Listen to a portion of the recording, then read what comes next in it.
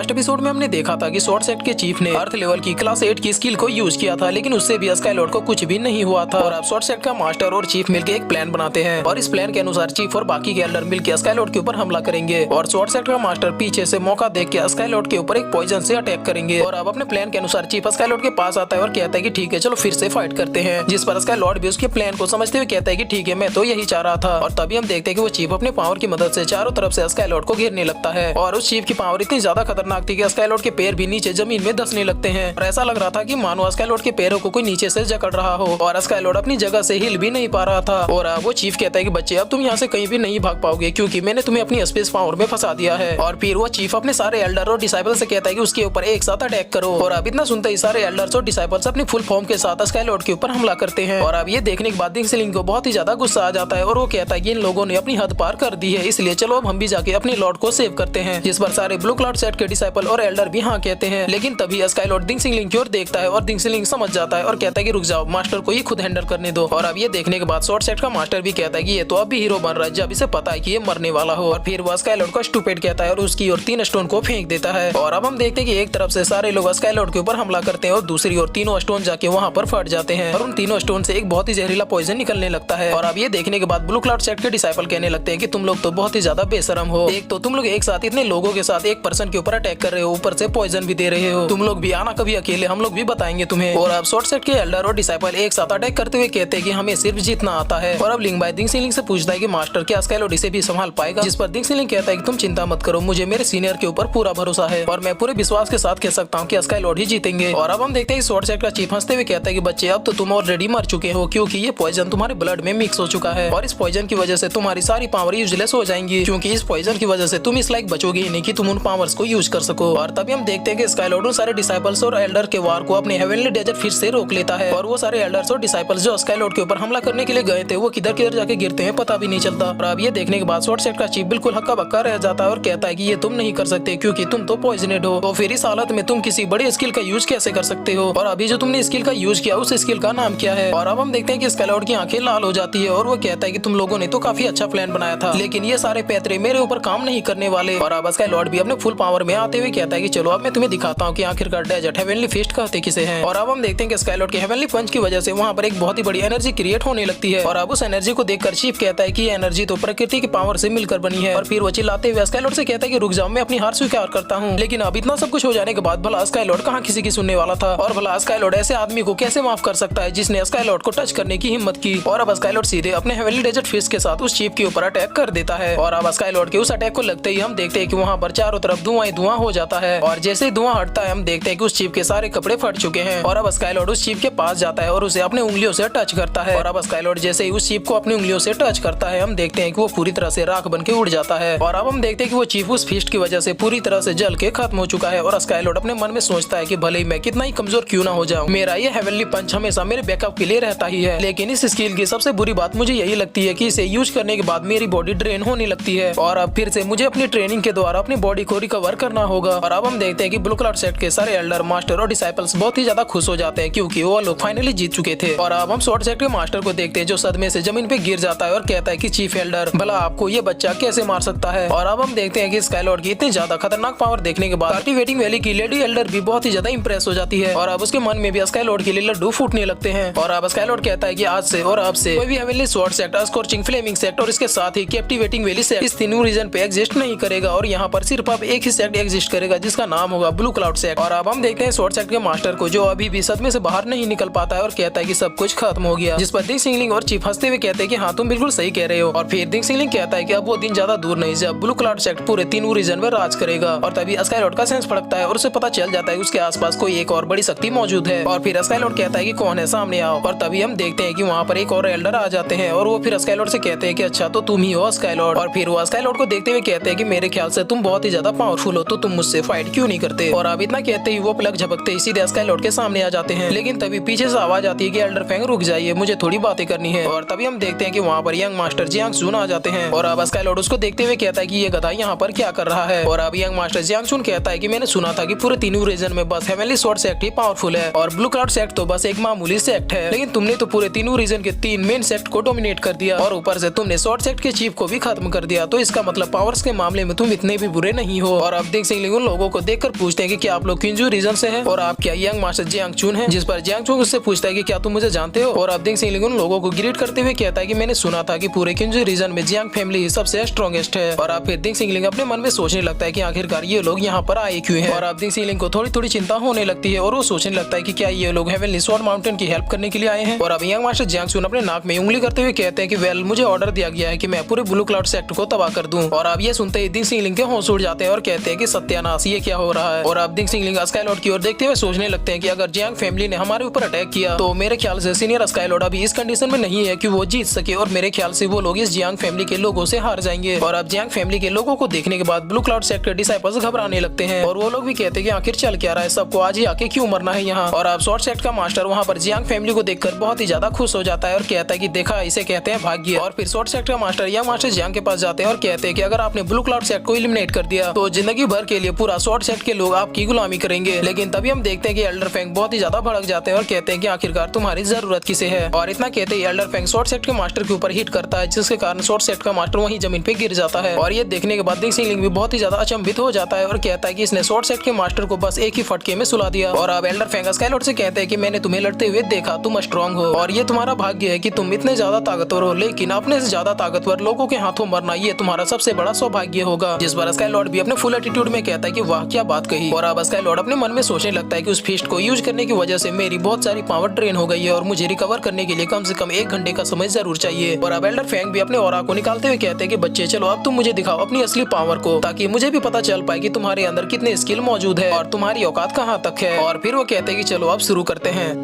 और फिर इसी के साथ ये एपिसोड यहीं पे खत्म हो जाता है।